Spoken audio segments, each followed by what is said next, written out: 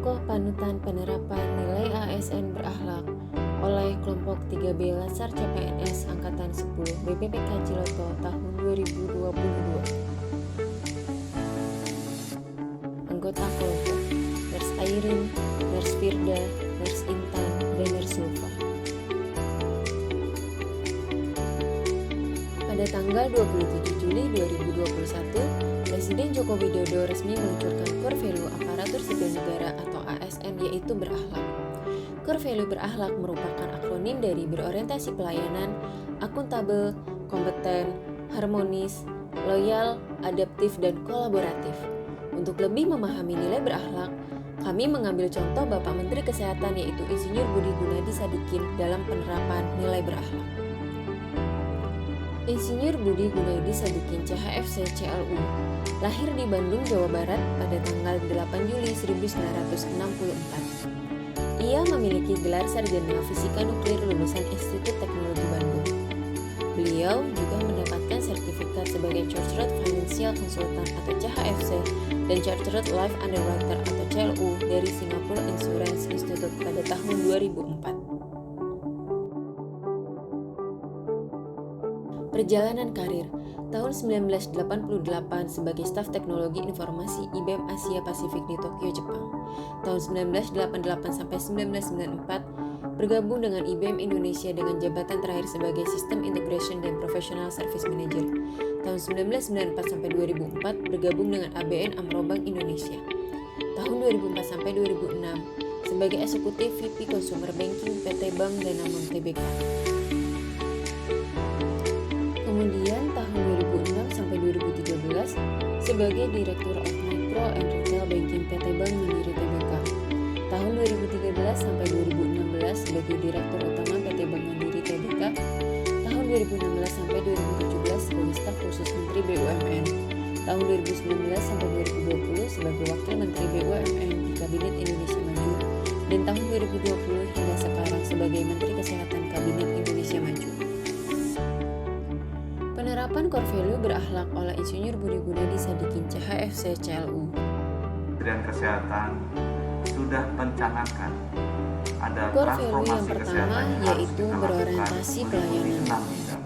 Beliau menekankan 6 jenis transformasi pelayanan kesehatan. Transformasi yang pertama yaitu reformasi pelayanan primer. Kedua adalah sekunder rujukan rumah sakit. Ketiga, ketahanan kesehatan. Keempat, pembiayaan. Kelima, sumber daya manusia kesehatan. Dan yang keenam adalah teknologi kesehatan.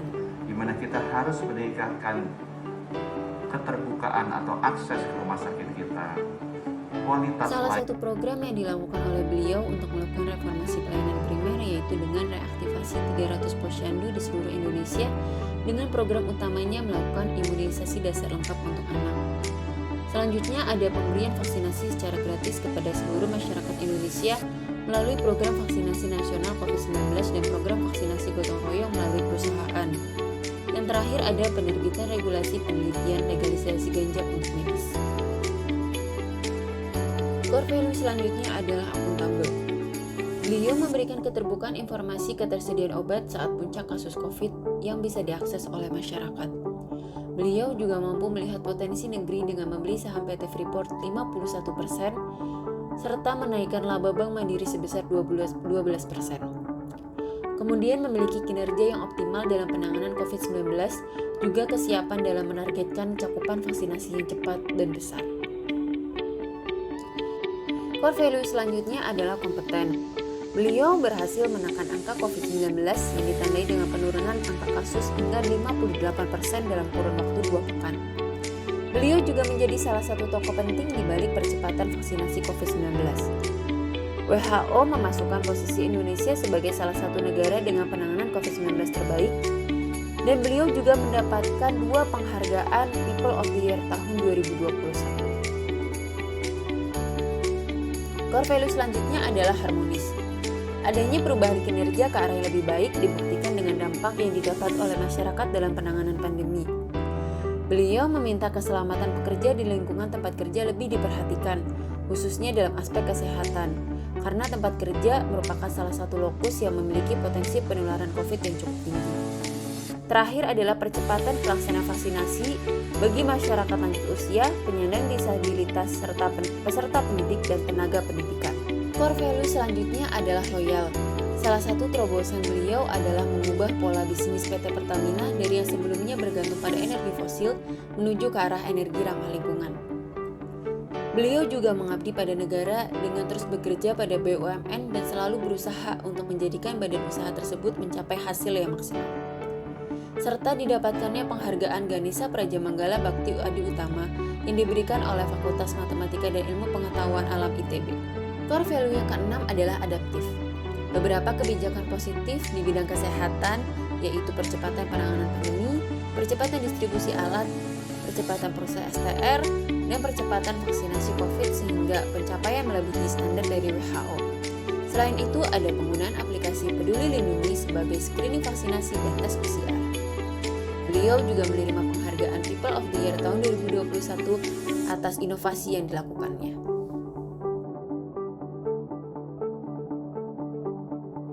Core value yang terakhir adalah kolaborasi.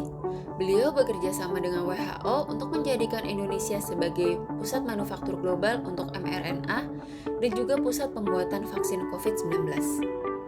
Selain itu, program vaksinasi berjalan dengan adanya kerjasama dengan komunitas, organisasi lokal, dan pihak swasta untuk melakukan mobilisasi masyarakat.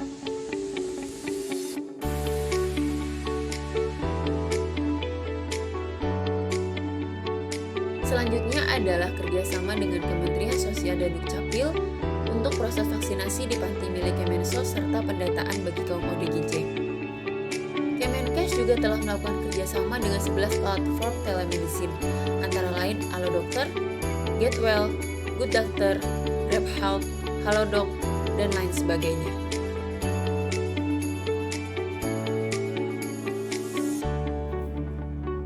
Kesimpulan yang dapat diambil dari analisis penerapan core value berakhlak oleh Bapak Insinyur Budi Gunadi yaitu salah satu hal yang berperan pada kesuksesan beliau menjadi Menteri Kesehatan maupun pekerjaan sebelumnya yaitu penerapan nilai berakhlak dalam berbagai keputusan, tindakan, atau program yang dilakukan. Hal tersebut dikarenakan berakhlak sangat aplikatif dan berorientasi pada kebaikan atau kemajuan